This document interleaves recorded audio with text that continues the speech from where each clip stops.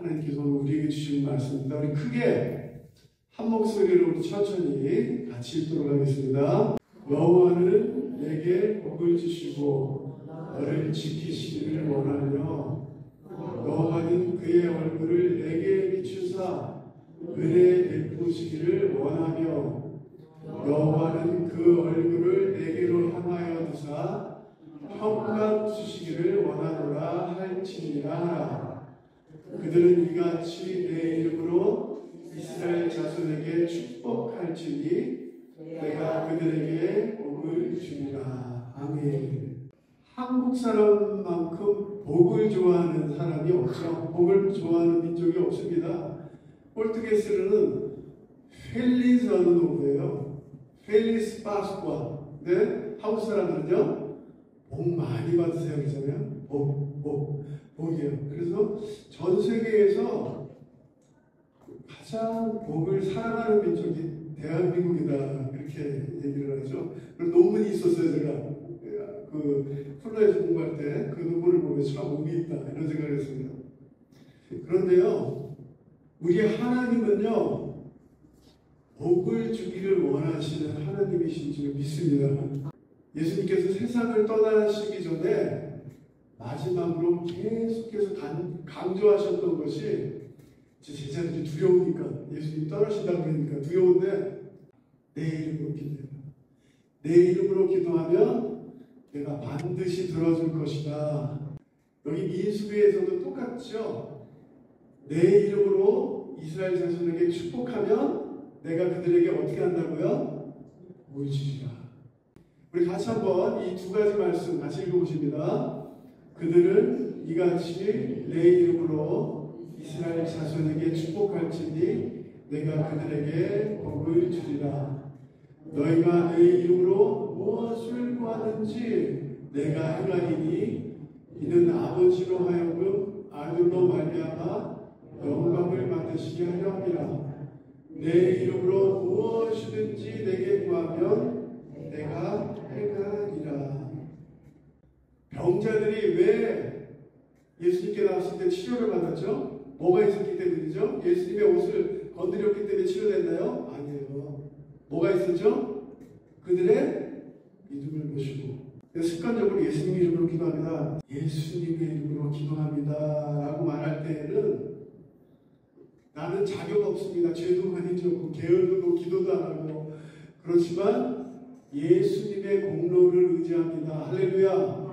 나는 공로 없지만 예수님의 능력으로, 예수님 말씀하시잖아요. 요한복음 14장에 내가 한 일을 예수님께서 너희들도 할 것이다. 어떻게 하면? 내 이름으로 기도하면. 근데 무엇인가 이루어진 다음에 믿는 것은 그게 믿음이에요? 그게 믿음 아니에요.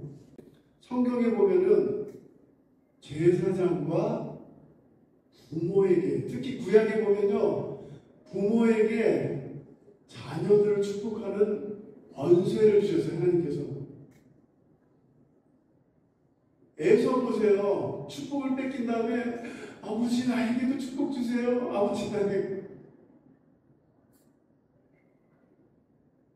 그리고 또 너무나 우리가 기억해야 될 것은, 야곱이 아버지의 축복을 훔쳤는데도 그 축복이 그대로 이루어졌죠. 오늘 우리가 찬양했던 것처럼 야곱이 12지파 12제자들 그 손자들 축복했더니 그대로 어떻게 됐죠? 그대로 이루어졌어요. 그래서 우리의 입술로 더 많이 우리 자녀들을 축복하시길 주님의 이름으로 축복합니다. 도전합니다. 안타까운 게 뭔지 아세요? 자녀들하고 대화해보면 나는 한 번도 아버지가 축복해 준 적이 없대요. 이런 얘기 많이 들어요. 지적은 많이 하세요. 야, 게으르지 마. 너 이거 해야 돼. 근데 한 번도 아버지, 어머니가 너는 하나님이 함께 하신다. 하나님께서 붙잡아 주신다. 이번 일이 하나님이 너희 기도를 들으셔 잘 될 거야. 한 번도 들어본 적이 없대요. 안타까워요. 우리의 입술로 우리 자녀들 많이 축복하시기 바랍니다. 성경에 세 스타일로 이렇게 나옵니다. 축복할 때 하나님께서 당신은 될 것입니다. 당신이 되기를 바랍니다. 그래서 이렇게 한번 축복해줘요. 포르투게스가 너무 좋지 않습니까? 데우스 아메소예요. 데우스 아메소, 그렇죠? 하나님이 놀라운 계획을 너에게 갖고 계시다. 하나님께서 너의 기도를 들어주실 것이다. 할렐루야. 그렇게 자꾸 말을 하는 거예요. 믿음으로 선포하는 거예요. 그래서 너는 하나님이 기뻐하시는 그런 사람이 될 것이다. 이게 두 번째고요. 네가 어떤 사람이 될 것이냐? 넌 기도의 사람이 될 것이다.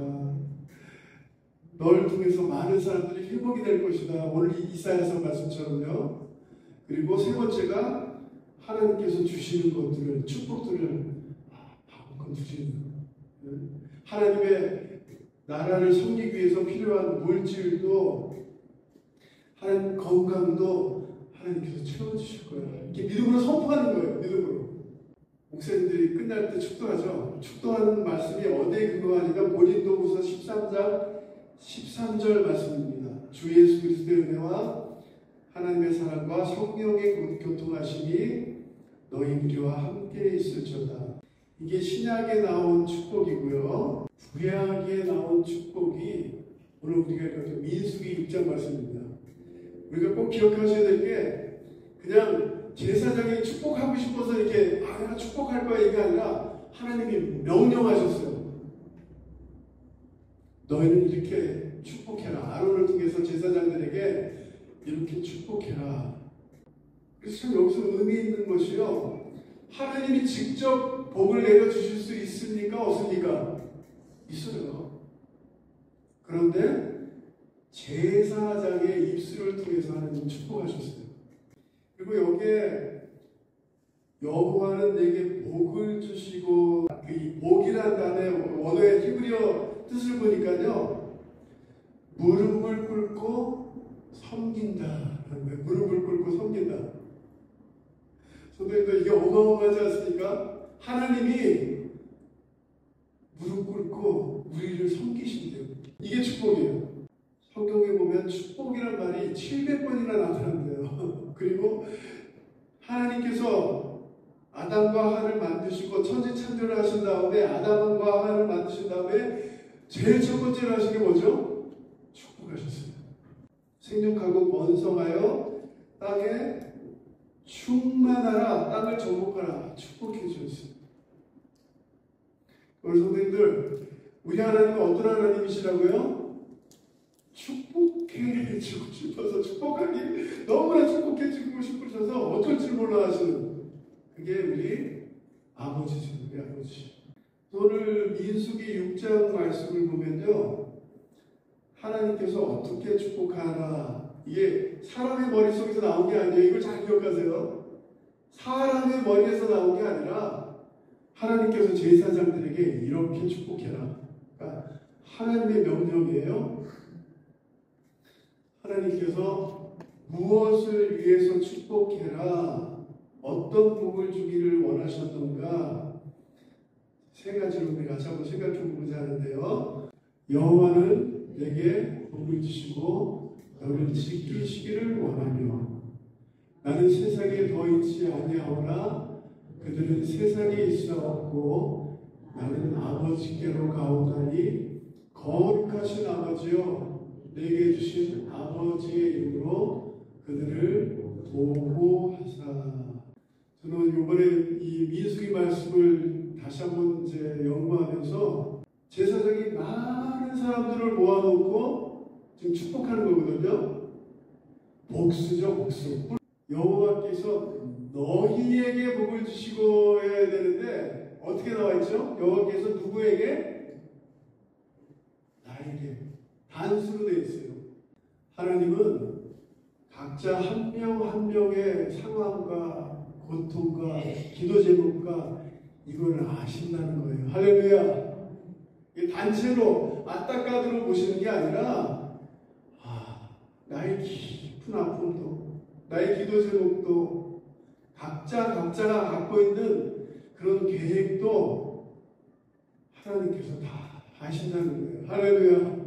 첫 번째로 민수기 6장에 하나님께서 주신 축복은 보호하시는 축복이죠. 보호하심. 내게 복을 주시고 너를 어떻게 하신다고요? 지키시기를 원한다. 지키신다 이 말의 원어를 보니까 울타리를 쌓는다. 울타리를 쳐서 철저하게 지킨다. 이런 의미가 있더라고요. 2025년도에요. 하나님의 직접 보호하시는 그 축복이 우리 성도님들과 함께 하시기를 주님의 이름으로 축복합니다. 우리가 이 시대를 살아가는 우리에게 이 보호하심이 얼마나 필요할지 몰라요. 악한 곳에서 보호해 주시고, 저는 늘 이렇게 기도합니다. 주의 보혈로 덮어주시옵소서. 출애굽할 때 기억나시죠? 예수님의 어린 양의 피가 있는 데는 죽음의 저자가 어떻게 했죠? 점프했어요. 패스. 그래서 빠지고 와요. 영원한 형벌에서, 지옥에서 구해주세요. 우리 자녀들 위해서 꼭 기도하셔야 돼요. 예수 믿고, 예수 제대로 믿고, 영원한 형벌에서 구원해주세요. 이 보호해달라고 하나님께 기도해야 됩니다. 두 번째는요, 우리 25절 또 시편 말씀, 우리 같이 한번 읽어보십니다. 여호와는 그의 얼굴을 내게 비추사 은혜 베푸시기를 원하며 여호와께서 내 음성과 내 간구를 들으시므로 내가 그를 사랑하는도다. 그의 귀를 내게 기울이셨으므로 내가 평생에 기도하리로다. 두 번째로 우리가 기도해야 될 제목은 하나님의 은혜를 내려주세요. 제가 이번에도 지금 민수기 말씀 사실 여러 번 제가 설교했거든요. 이번에 발견한 게 얼굴이라는 단어가 반복돼요. 하나님의 얼굴. 여기 원어의 뜻이 이런 거예요. 어린아이가 있는데 엄마가 그 어린아이를 보면서 엄마도 아닌 것 같아요. 할머니 할아버지가 낫겠네요. 할머니 할아버지가 손자를 보면은 너무나 이쁘다. 이거예요. 원어의 뜻이. 하나님이 너를 사랑하는 마음으로 바라보시고 그 사랑하는 손자가 달라 그러면 어떻게 할까요? 다 주죠.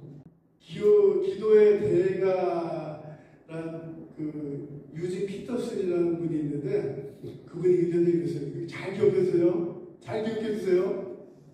기도하지 않는 사람들은 하나님과의 추억이 없기 때문이다 라고 공부했어요. 기도하지 않는 사람은 하나님의 응답과 하나님의 열어주심과 이런 걸 경험하지 않았기 때문에 기도하지 않는 거예요. 그런 걸 경험한 사람들은 어떻게 하죠? 계속 기도하겠죠. 하나님의 은혜를 경험한 사람들은 기도하게 된다. 은혜란 아무런 공로가 없음에도 불구하고 조건 없이 베풀어 주시는 하나님의 선물. 이게 은혜예요. 2024년, 2025년 우리가 하나님의 은혜로 살아왔음을 믿으시길 바랍니다. 하나님의 은혜예요. 그리고 그 은혜가 올해도 우리를 지켜주실 줄 믿습니다. 그리고 세 번째로 하나님께서 주시는 것은요. 또 이 말씀 우리 같이 한번 읽어보십니다.